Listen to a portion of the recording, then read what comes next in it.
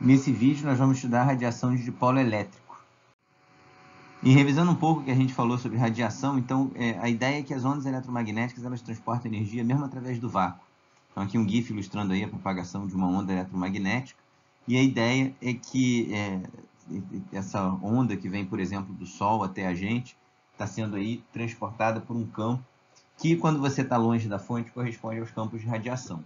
Esses campos incidindo na atmosfera excitam as moléculas da atmosfera e a radiação emitida pelas moléculas, por sua vez, é responsável aí, por exemplo, pelo azul do céu.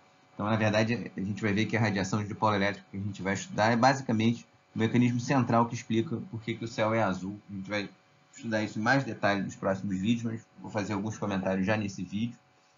Então, esse campo de radiação, a gente pode pensar que ele está atualizando, né, o valor do campo a ser modificado, por exemplo, quando você tem uma carga acelerando, como é aqui o caso de um dipolo oscilante. Então, conforme você tem aqui cargas aceleradas, elas emitem campos de radiação. Aqui um exemplo que a gente estudou bastante nos vídeos anteriores, né? Essa questão que você tem uma carga inicialmente em repouso, e aí as linhas de campo eram Coulomb, e aí quando você acelera, vai essa onda que está contida nessa casca, que está crescendo aí como uma onda esférica, né? Carregando essa informação e atualizando o campo em cada ponto do espaço. Então, nota que aqui na zona de radiação você tem uma componente transversa do campo, né? Que a gente discutiu bastante nos últimos vídeos.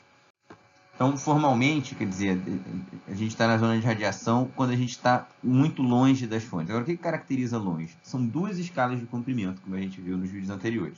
Primeiro, você precisa estar longe comparado ao tamanho característico da fonte. Você tem uma fonte aqui, numa ponta do espaço, caracterizado ali pela sua distribuição de cargas e correntes, e essa fonte tem aqui uma escala de comprimento que eu estou denotando por L. Então, para estar na zona de radiação, primeiro você tem que estar longe da fonte. Mas, além disso, a gente precisa também estar longe comparado com C sobre ômega, que é o comprimento de onda da radiação emitida. Então, quem é esse ômega aqui? 1 sobre ômega é a escala de variação temporal característica do problema. Tá? E aí, quer dizer, olhando do ponto de vista energético, a ideia é que você tem aqui um dipolo oscilante, você vai ter um fluxo de energia. Se não tiver ninguém para absorver, né, nesse problema que a gente está supondo que a gente só tem um dipolo puntiforme na origem, então você vai ter um fluxo de energia não nulo no infinito, que é caracterizado aqui pelo fluxo do vetor de Poynting. Então, característica fundamental aqui dos campos de radiação, eles caem com 1 sobre a distância à fonte, né?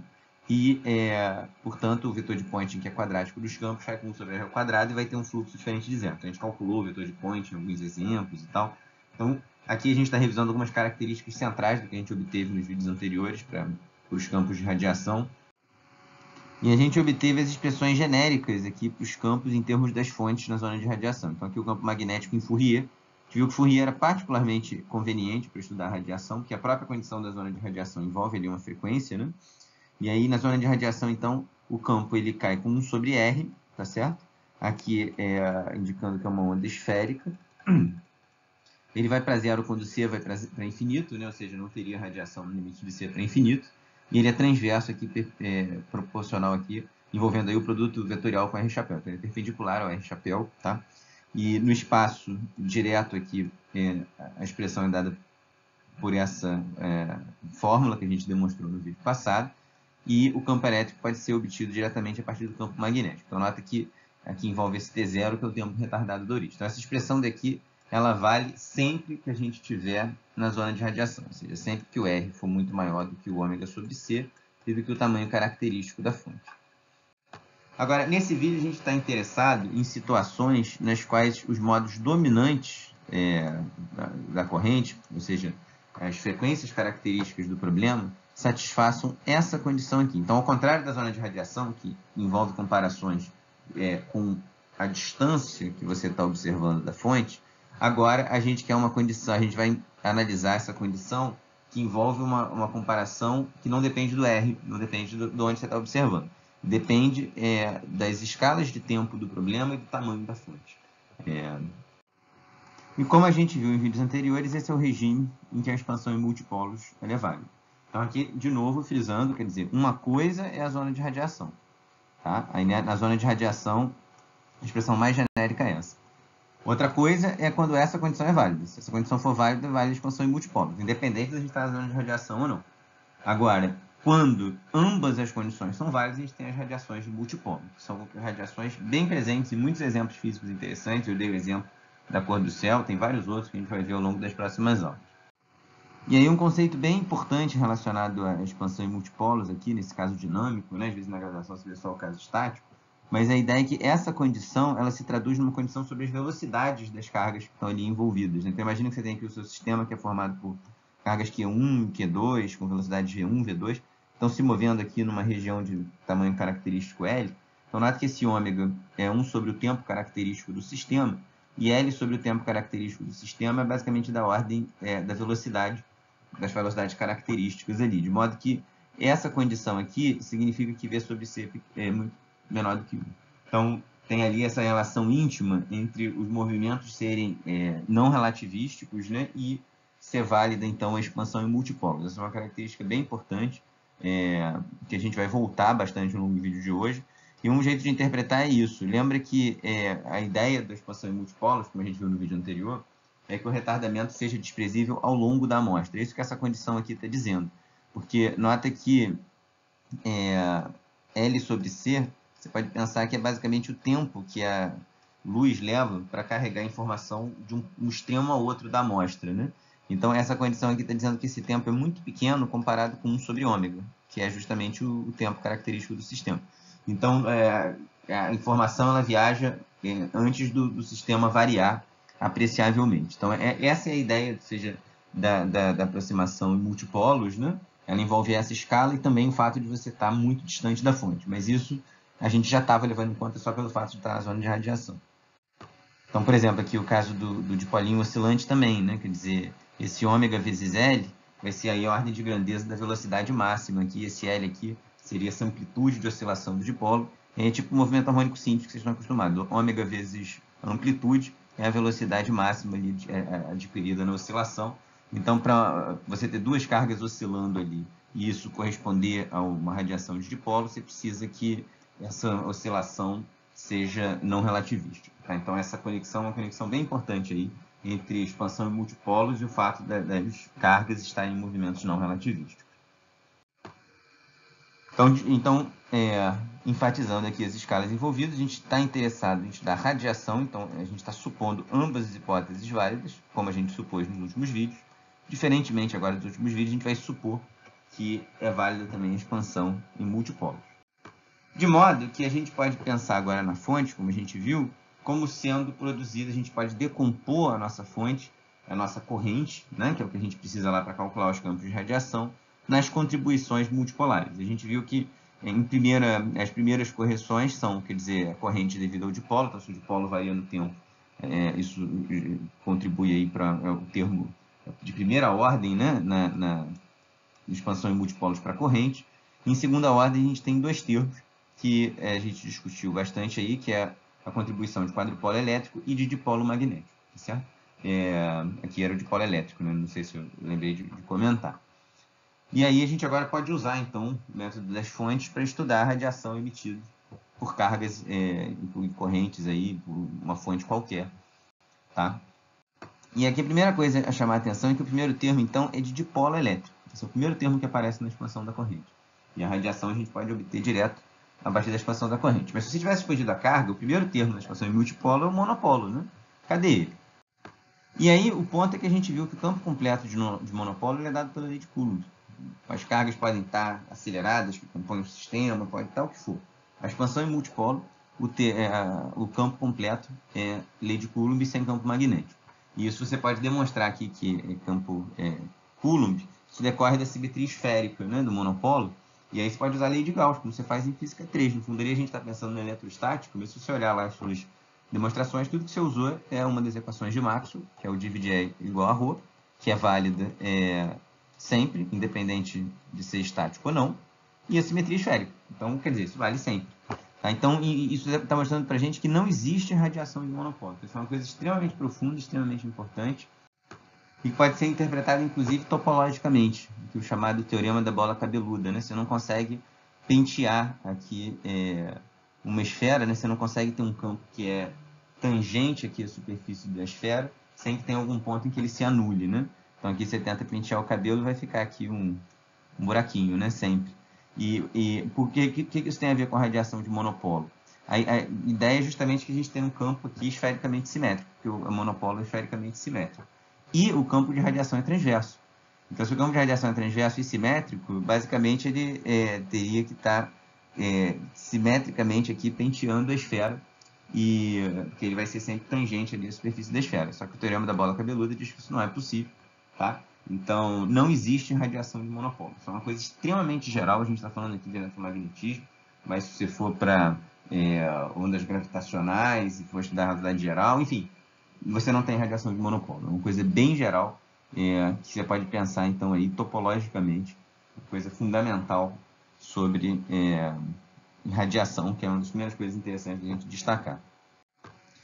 E nota que, então, como não tem radiação de monopolo, qualquer sistema que seja, que o campo completo seja o campo de monopolo, não tem radiação. Então, uma carga parada na origem não tem radiação. Mas isso tudo bem que a gente não esperava mesmo, ela já está parada na origem. Agora, uma esfera pulsante também não tem radiação, se a distribuição de cargas for simétrica o tempo inteiro.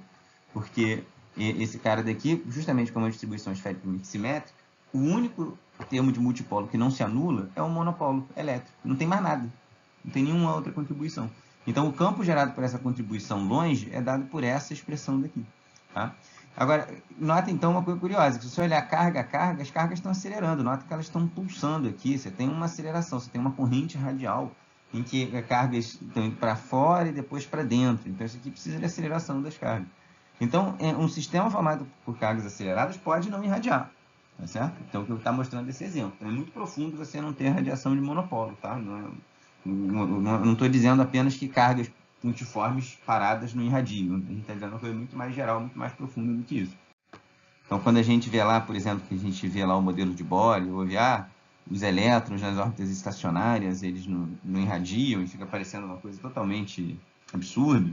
E, de fato, quando se formulou, lá em 1912, né, o 13, lá, o átomo de Bohr, ainda não estava muito claro ali os princípios da mecânica quântica e tal. Isso quer dizer, realmente, se você pensar que o elétron é uma bolinha, aí não faz sentido, porque uma bolinha acelerada vai irradiar. Nota que o elétron, como se ele está se movendo aqui, né, esse sistema ele não tem só monopolo. Se você puser a origem em cima do elétron, aí ele teria só monopolo. Né? Mas, quer dizer, quando o elétron se move, se você botou a origem no ponto, logo depois tem dipolo. Então, esse sistema aqui, uma carguinha acelerada, vai irradiar, potência de Larmor, que a gente viu no vídeo passado. O lance é que, na verdade, o elétron não pode ser pensado como uma bolinha, né? Esses são os aspectos fundamentais da quântica. Se você olhar o orbital S, na verdade, ele é bem parecido com o que a gente tem aqui, né? Você tem só a corrente radial, tá certo? Você não tem aí, enfim, você tem uma distribuição esfericamente simétrica e você, de fato, então, não vai ter radiação, tá? Então, o átomo de Bohr ele não quebra o eletromagnetismo de maneira nenhuma. Ele quebra a nossa visão do elétron como bolinha, apenas isso. E agora eu estou falando do orbital S, mas você pode generalizar, tem vários sistemas que não irradiam, mesmo com cargas aceleradas. Então, imagina que você tem aqui um condutor de um formato qualquer, que eu estou desenhando nesse formato já para aparecer com orbital P, mas, enfim, pode ser qualquer formato. Bota aqui para gerar esse condutor com ômega constante. Você vai ter aqui, então, uma corrente estacionária. Corrente estacionária, o campo magnético é Biot-Savart. Não é um campo com sobre R, não tem radiação nesse problema também. Então, se você olhar cada carguinha por outro lado, cada carguinha está acelerada, né? Porque ela está descrevendo, cada carguinha aqui está descrevendo um círculo, né? Com frequência ômega. Então, desde o ensino médio, o movimento circular uniforme tem aceleração. E, no entanto, quer dizer, esse sistema completo não irradia. Se você quiser, você pode pensar assim, poxa, mas carguinha por carguinha, eu não posso escrever o campo completo lá, de cada carga vai ter um campo uma contribuição 1 sobre R, uma contribuição de radiação? Pode, mas quando você superpuser o campo de todas as carguinhas, vai ter que ter interferência destrutiva perfeita e vai dar zero a radiação, que é o que a gente já pode antecipar vendo direto a expressão completa do campo magnético que a gente conhece nesse problema, que é Biot-Savart. Então, é possível, e com vários exemplos aí, a gente ter um sistema formado por cargas aceleradas que não irradiam. Em particular, para esse vídeo que a gente está falando de expansão de multipolos, a gente destaca que qualquer problema que tenha simetria esférica, se a simetria esférica for mantida o tempo todo, ou seja, se o seu ρ for função só de R e T, só da distância a um centro e T, então esse sistema não vai emitir radiação. Tá? Então, isso é uma coisa extraordinariamente importante aí, e que tem aí interesse, inclusive, para você fazer analogias clássicas do átomo. É claro que aqui, para se explicar o átomo, você precisa de mecânica quântica. Tá? Não estou dizendo que não precise, mas você, se você quiser uma imagem clássica do átomo, não representa o elétron como uma bolinha. Se você representar ele como aquela nossa esfera pulsante, um orbitalzinho, com simetria esférica, a gente entende que, de fato, nesse estado ele não vai emitir radiação nenhuma. E dá para ver isso aqui também diretamente a partir dos campos de radiação, né, que a gente demonstrou no vídeo anterior. Quer dizer, você pega aqui um condutor de formato genérico, não interessa como é que é. Se você tem que o J ponto é zero, né, como acontece na magnetostática, não tem campo magnético de radiação e nem campo elétrico. Quer dizer, não tem radiação, né, apesar das cargas estarem aceleradas ali. E lá o primeiro caso que a gente comentou, dá para ver a partir daqui também. Se você disser que esse J ponto está na direção de R', você pode demonstrar que essa integral aqui só vai ter contribuição na direção de R chapéu e o produto vetorial com R chapéu dá zero. Enfim. Então agora vamos para expressões mais quantitativas. A gente até já obteve a radiação de dipolo elétrico, mas eu quero demonstrar ela de novo, mostrando como que o método das fontes é particularmente conveniente para estudar a radiação. Então no calibre de Lorentz, a gente tem essa expressão geral para o potencial vetor. Tá? E a corrente devido a um dipolo elétrico, a gente mostrou que é dada por essa expressão daqui. Ok? De modo que, quando a gente substitui isso aqui dentro e usa, então, a integral da delta de giro, que vai só pinçar o valor da função em R' igual a zero, né? Então, aqui o J está como função de R, para chegar aqui dentro vai escrever como função de R'. Pausem o vídeo e verifiquem que o campo de dipolo é dado por essa expressão daqui. Tá? Então, você vê que foi só sabendo qual é a corrente de um dipolo elétrico e substituindo aqui dentro, a gente rapidamente chega no potencial vetor. Tendo potencial vetor, é tirar o rotacional. E aí, nota que o rotacional, em princípio, teria dois termos, mas você não vai atuar com o rotacional aqui. Porque se você está interessado no campo de radiação, você quer o termo que cai como sobre R. Então, você só vai atuar o rotacional no tempo retardado. Tá? Então, e aí você chega nessa expressão. Então, alguns comentários importantes. Esse é o potencial vetor completo do dipolo elétrico. A gente, daqui para cá, não usou nenhuma aproximação. Daqui para cá, a gente manteve só o termo que cai como sobre R. Então, daqui para cá, a gente está olhando para o campo de radiação. E aí, aqui uma física bem importante, nota que para chegar no campo de radiação, a gente atuou com rotacional no tempo retardado. Então, a gente usou que o tempo retardado depende do R. Esse aqui é o tempo retardado da origem, né, como a gente discutiu nos vídeos passados. Na origem, porque a gente está considerando aqui, na expansão em multipolos, todas as cargas concentradas na origem. Tá bom? E, então, uma coisa essencial, porque, de fato, você vê que a radiação ela vem do retardamento.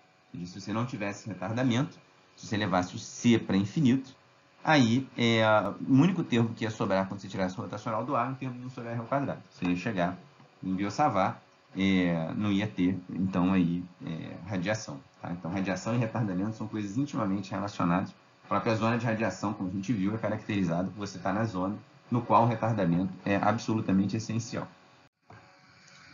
Tendo o campo de radiação, do campo magnético de radiação, a gente tem o campo elétrico de radiação por essa expressão daqui. Com essas expressões, a gente chega no vetor de Poynting, que aponta em R chapéu, como a gente esperava. É uma onda que está carregando energia, uma onda esférica, né? E a gente pode escrever ela, então, em termos só do campo magnético, usando essa relação. Abrindo, a gente tem, então, a distribuição angular da radiação. A gente definiu a distribuição angular no vídeo anterior. Tá? Então, a gente chega exatamente lá na expressão que a gente tinha para a radiação de dipolo elétrico. E então vejam que realmente aqui os passos são curtos quando você usa o método das fontes, tá bom? Nos vídeos anteriores, em vez de escrever assim, a gente estava escrevendo em termos do ε0, e aí basta usar que o μ0 é a mesma coisa do que 1 sobre ε0 c quadrado, se vocês quiserem mapear as expressões desse vídeo no outro. São formas equivalentes de escrever a mesma coisa, tá bom? E agora a gente quer então interpretar melhor essa distribuição angular. A gente chegou nela nos vídeos passados e não explorou tanto. Uma das formas mais ricas de explorar é usando aqui, fazendo um gráfico polar, né, de distribuição angular. Então, nesse gráfico, essa direção daqui é a direção do P2 pontos. Então, estou botando P2 pontos na direção vertical, tá? E aí você vê que tem, se vocês fizerem esse plot, podem até fazer aí no programa que vocês preferirem, é sempre bom. Vocês vão ver que tem essa forma, ou seja, a radiação máxima desse dp de ômega se dá para θ igual a 90 graus. Então, quando você está olhando perpendicularmente ao P2 pontos, tá? E na direção de P2 pontos não tem, é zero. Então, você vê que a radiação aqui é zero. Então, lembrando aqui como é que interpreta um plot polar. Se você olha num certo ângulo aqui, né? Isso daqui vai dar esse valor, essa distância daqui vai te dar qual é o dp de ômega para aquele ângulo, tá certo? E aí você vai variando o ângulo, vai variando, você vê que aqui está crescendo até chegar em 90 graus. Depois começa a decrescer o tamanho desse, vai decrescendo, e em θ igual a zero, θ igual a π é zero, e a gente interpretou nas aulas anteriores porque isso acontece. Um plot legal também é fazer em 3 dimensões, né? E aí, como esse cara não depende de φ, a gente viu que decorre da simetria, né, que a gente tem nesse problema, você vai ter, então, que basta pegar esse 8 e girar. E aí você fica com isso daqui, tá? Que, enfim, aqui você vê que em θ igual a zero, θ igual a π, você tem um nó, não tem emissão de radiação. Então, é sempre legal, assim, se acostumar com esse tipo de plot, dá uma intuição bem legal, tá? E aqui uma coisa importante, porque eu mencionei que tem essa simetria, mas esse P2 pontos como função de T pode ser uma função genérica, pode ser uma coisa louca. Mas, de novo, a importância da função de gain da equação de onda tridimensional envolver aquela delta de Dirac, ou seja, a radiação que está chegando num ponto, ela depende somente do P2 pontos no tempo retardado, é o que está mostrando aqui. Então, se você tem P2 pontos, né, se só depende desse cara daqui, você tem simetria por rotação em torno desse eixo aqui. Então, se você olha aqui para a radiação numa certa vetor R, vai depender só do ângulo entre esses dois vetores. Então, você pode girar o R em torno do P, que por simetria vai ter que dar a mesma coisa. Mas isso porque a radiação, então, está dependendo só do P2 pontos num instante de tempo. Se fosse, por exemplo, em 2 dimensões espaciais, como a gente discutiu anteriormente, aí a coisa ia ser bem mais complicada, porque a radiação no instante depende da história toda do movimento, e aí, a menos que o movimento fosse muito simétrico, a menos que a distribuição de cargas e de correntes fosse muito simétrica, você não precisaria ter simetria nenhuma na sua radiação emitida. Tá? Então, tem várias sutilezas aqui interessantes de destacar. E, de novo, o que a gente obteve na potência de Larmor foi exatamente essa expressão. E não é de graça, porque quais foram as hipóteses que a gente usou para chegar na potência de Larmor? O fato da carga se mover não relativisticamente. Foi a única condição que a gente usou. Agora, essa condição implica que você está no regime de dipolo. Implica que o ômega L sobre C é muito menor do que 1. Tá? Então, potência de Larmor, ela vale apenas em movimentos não relativísticos e ela corresponde à radiação de dipolo elétrico do seu sistema. Tá? Lembrando que, no caso de uma carga pontiforme, o dipolo de uma carga pontiforme é o E vezes o R0. Né? Então, quando você deriva 2 vezes no tempo, você vai derivar 2 vezes o R0, que é a aceleração da carga. Tá? Então, potência de Larmor é a radiação de dipolo, exatamente a radiação de dipolo elétrico em particular. O primeiro termo na expansão em multipolo. Então, se você quiser começar a manter correções, você vai estar mantendo correções em ordem V sobre C mais alta, tá bom? E depois a gente vai estudar mais para frente o caso em que V sobre C não é pequeno. Um caso de bastante interesse é quando a gente tem dipolos que oscilam com frequência ômega zero. Nessa situação em que a gente tem dipolo que oscila com frequência bem definida, esse P, como função do tempo, é uma oscilação harmônica. Né? E aí, quando a gente substitui aqui dentro, a gente chega na potência emitida por um dipolo oscilante. Em geral, essas frequências de oscilação que a gente está interessado elas são bem grandes, e aí a gente acaba tendo interessado só na média da distribuição angular, na média em um período de oscilação. E aí você usa que a média do cosseno ao quadrado de ômega-t num período é meio, tá? E aí vocês podem demonstrar essa expressão daqui. Não precisa falar na média, se quiser pode falar instante a instante, mas em geral, quer dizer, tipicamente, por exemplo, aqui você está um dipolo que vai irradiar no visível, ele vai ter que irradiar aí com 10 elevado a 15 oscilações em um segundo. A gente vai perceber só a média, tá certo? Mas claro que isso equivale, enfim, em outros contextos também, ondas eletromagnéticas tem vários, não está só no visível, né? Mas frequentemente, as aplicações cotidianas que a gente está mais interessado, vai ser bom tomar essa média. E aqui já tem uma característica fundamental, então. Você vê que, como essa dp de ômega vai com P2 pontos, né, ao quadrado, e o P2 pontos é proporcional à frequência ao quadrado, você tem que a potência irradiada é proporcional à frequência à quarta. Então, quer dizer, ela cresce muito rapidamente com a frequências mais altas sendo mais emitidas. Frequências mais altas são mais emitidas, supondo que a gente tem o mesmo P0 para todo exemplo. Mas aqui já está o mecanismo central de por que o céu é azul. Tem várias outras sutilezas aí, você poderia falar, pô, mas se frequências mais altas são mais relevantes, por que o céu não é violeta? A gente vai discutir o azul do céu em outro vídeo com mais calma, que tem várias outras coisas aqui que eu não estou discutindo. Mas, em última instância, depois de a gente discutir tudo, a gente vai ver que, essencialmente, você vai poder considerar esse P0 constante para todas as frequências, e aí você vai ver que realmente o dp de ômega é proporcional a ômega 0 a 4. Então, isso é uma coisa essencial. Frequências mais altas são mais emitidas, e é por isso, em última instância, que o céu é azul. A gente vai voltar em tudo isso depois, mais para frente. Mas, então, esse é um exemplo bem importante, tá? Agora, na verdade, tem que tomar bastante cuidado, porque ali a gente chegou nessa expressão supondo que o P de T correspondia a um oscilador harmônico com frequência bem definida. Então, até quando chega ali a luz do Sol, essa não é, na verdade, uma boa descrição. Chegou uma luz branca, justamente, e aí você tem ali uma luz policromática e tal. E quando a fonte é policromática, tem que tomar um cuidado enorme, porque a distribuição espectral da fonte, o que é a distribuição espectral? É o quanto que você está emitindo por frequência. Não vai ser simplesmente você analisar as frequências separadamente. Isso tem a ver com o que a gente já discutiu bem para trás no curso, que energia é uma operação quadrática, né? E quando você tem uma operação matemática quadrática, você, em princípio, mistura as frequências diferentes, tem termos cruzados, né? Em outras palavras aqui, se você pegar o P2 pontos e levar ao quadrado e tomar a transformada de Fourier, isso não é a mesma coisa que você tomar a transformada de Fourier e levar ao quadrado. A transformada de Fourier do P2 pontos é menos ômega ao quadrado P2. E aí não vai ser simplesmente pegar isso tudo, aqui na verdade o quadrado tinha que estar fora disso aqui tudo. Né? Essas coisas não são iguais, tá? Tem cruzamento de interferência, justamente, em princípio, entre frequências diferentes. Então, esse é um ponto extraordinariamente sutil e, por vezes, é interessante você querer estudar qual é a distribuição espectral da radiação. E aí, essa é uma discussão muito sutil, vou fazer só alguns comentários gerais aqui, a gente não vai entrar em muito detalhe.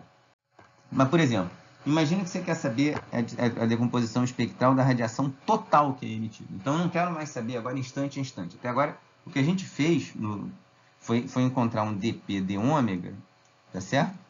Que era a função do R chapéu e do tempo de observação, que era o que tinha aparecido nas expressões anteriores. Mas, às vezes, você quer saber qual é o total de radiação emitida no tempo. Você quer saber a energia total, você não quer mais saber a potência. E aí, esse pode ser um caso de interesse, por exemplo, quando você está estudando colisões. Então, você pega aqui uma colisão, você tem interação entre as cargas que ocorre num instante relativamente curto, né? Porque, então, você tem aqui, por exemplo, o espalhamento de Rutherford, vai descrever uma hipérbole. Quando você está muito longe, é MRU. Então, a interação é basicamente quando você está perto da carga. Então, quando você tem colisões, coisas assim, às vezes o que você está interessado é na energia total que foi emitida quando você integra no tempo. E aí, esse tipo de problema é bem legal. A gente pode determinar a decomposição espectral da radiação emitida. E, quer dizer, então, a energia total vai ser angular, né? Então, isso aqui, nota que eu ainda estou olhando angularmente. Muitas vezes essa é a informação que vai ser mais interessante. Então, a gente está integrando só no tempo, a potência total irradiada. Quando você integra no tempo, você vai ter que integrar no tempo essa expressão daqui. Agora, nota que toda a dependência temporal está no P2 pontos. E, pelo teorema de Parseval, que vocês veem quando vocês estudam em transformadas de Fourier, a integral de menos a mais infinito no tempo do P2 pontos ao quadrado, então, ela vai ser igual a integrar em Fourier, certo? Ou seja, a ideia é que quando você integra de menos a mais infinito no tempo, os termos de interferência de frequências diferentes, eles se cancelam. Então, quando você olha a radiação total emitida, as frequências diferentes não interferem. Isso é que o teorema de Parseval está dizendo fisicamente, né? Então, revejam lá se essa ferramenta lá da matemática está lembrada, se não, levem para o nosso encontro que a gente discute. O ponto é que, então, quando você substitui isso aqui dentro... só antes disso, como a gente tem aqui que esse integrando é par, e ele é par por quê? O P de T é real. Então, isso implica que tem essa relação entre o P de ômega e o P de menos ômega. Então, isso mostra que esse integrando é par. Então, em vez de integrar de menos a mais infinito na frequência, eu posso integrar de 0 a infinito e multiplicar por 2. Então, em vez de ficar 1 sobre 2π, fica 1 sobre π, no teorema de Parseval. E agora, sim, se você substituir isso aqui dentro, a gente obtém o seguinte, que esse dE de ômega pode ser escrito como uma integral de 0 a infinito em frequência. Então, o que aparece aqui é justamente o que a gente vai chamar de decomposição espectral da energia total emitida. Então, lá a gente não está falando mais de potência. Isso aqui agora já é energia total, eu integrei de menos a mais infinito no tempo. E aí, nesse caso, realmente o que sobra ali dentro é essa expressão. Você não vai ter interferência de frequências distintas.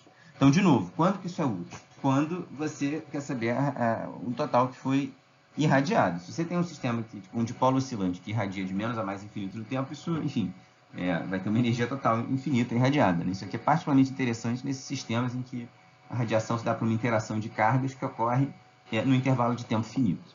E aí você vai ter que a energia total, metida, se você olhar ela espectralmente, você vai ver essa relação aqui. Aí você realmente pode fazer Fourier por Fourier sem levar em conta cruzamentos de frequências distintas. Tá? Então isso é uma coisa bem rica, bem profunda. Um outro caso onde você consegue também relacionar a distribuição espectral diretamente com o espectro do dipolo, sem precisar pensar em termos cruzados e tal, é quando você tem variações periódicas. Você tem uma carguinha aqui que está se movendo periodicamente aqui em torno de uma fonte. Então, por exemplo, um exemplo assim é quando você tem muito interesse, quando você tem, por exemplo, cargas aceleradas num anel aí para radiação síncrotron e tal.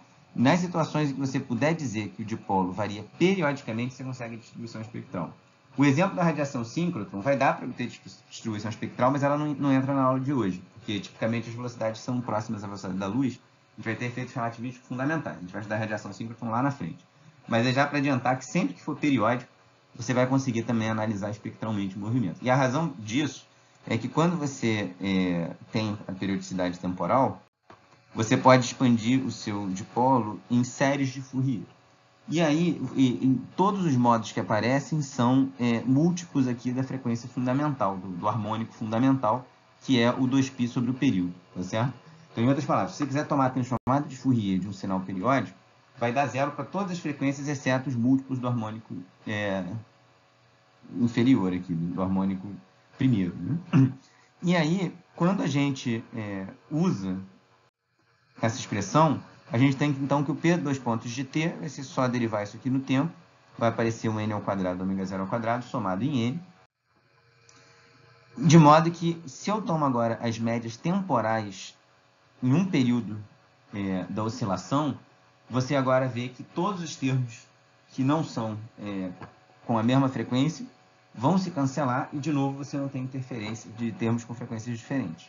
Então, nota que aqui você tem você pode falar, mas por que eu não posso fazer isso com uma transformada de Fourier qualquer? O ponto é que aqui, como você tem uma série de Fourier em todas as frequências que aparecem são múltiplos do fundamental, eu estou definindo aqui a média como sendo a média nesse período fundamental. Quando você tem uma composição contínua de frequência, você não tem uma escala de tempo para calcular a média. E, em princípio, estão esses termos aí de interferência, eles vão estar presentes. A coisa é bem mais complicada no caso geral. Mas quando você tem um movimento periódico, você pode escrever, então, P2 pontos na média dessa forma. Tá certo? E aí, de novo, você pode, em vez de somar de menos a mais infinito, você pode somar só de 1 até infinito, porque o n igual a zero não contribui, e os outros termos são pares, né? Então basta multiplicar por 2. Qual é a vantagem de fazer isso? É porque espectralmente, né? Quer dizer, frequência negativa e frequência positiva, quer dizer, isso é a mesma coisa fisicamente, não tem diferença física entre elas. Então, a gente escreve, foi a mesma razão pela qual a gente integrou de zero a infinito o outro, eu esqueci de comentar lá atrás. E aí, então, tendo isso, a gente tem, então, a média angular aqui da potência irradiada. Então, nota que agora eu estou falando da potência. No caso anterior, a gente falou da radiação total emitida, a gente falou da energia total. Agora, quando a gente tem um P que varia periodicamente no tempo, a gente pode falar de uma potência espectral. Tá? Enfim. Então, agora, contudo, se você tiver no caso genérico, não é um problema simples relacionar a distribuição espectral da radiação emitida com a distribuição espectral da fonte. Como a gente comentou anteriormente, quando você tem fontes incoerentes, você pode basicamente somar ali as intensidades, mas é uma discussão muito sutil e a gente não vai entrar em discussões sobre coerência nesse curso. Depois, quem tiver curiosidade aí, fazer um curso de ótica, estudar a teoria da coerência, tanto a teoria clássica da coerência quanto a teoria quântica da coerência, tem discussões físicas extremamente profundas e super importantes para a física moderna, tá? Mas aqui, por questões de tempo, a gente tem vários tópicos a cobrir, a gente não vai pormenorizar isso. Agora, esses casos aqui que eu comentei anteriormente, que você está olhando a energia total, ou então que você tem um movimento periódico, são casos em que a gente consegue, relativamente simples, de você obter uma distribuição espectral, tá? Isso é uma coisa bem interessante. Por fim, alguns comentários finais aqui. Você poderia chegar nas mesmas expressões diretamente a partir do campo geral que a gente tinha obtido anteriormente. Então, aqui a gente usou o método das fontes, mas você poderia simplesmente falar o seguinte, olha, Se eu estou com a condição de expansão multipolo satisfeita, eu vou poder expandir esse J em torno desse argumento daqui igual a zero. Primeira ordem é só zerar ele. Você zera ele em primeira ordem, você fica com esse B, que vai ser o B de dipolo elétrico, e de fato, como a gente viu nas aulas de multipolo, a integral de J no espaço é a própria variação temporal do momento de dipolo elétrico. Então, se você quer o J ponto, isso aqui vai ser o P dois pontos e pronto, já obteve toda a expressão que a gente tinha lá para dipolo elétrico. Você não precisa usar o método das fontes, mas o método das fontes é, inclusive, uma maneira bem rica aí de interpretar fisicamente o que está acontecendo. Tá? Então, isso encerra esse vídeo. Qualquer dúvida, leve para o nosso encontro presencial.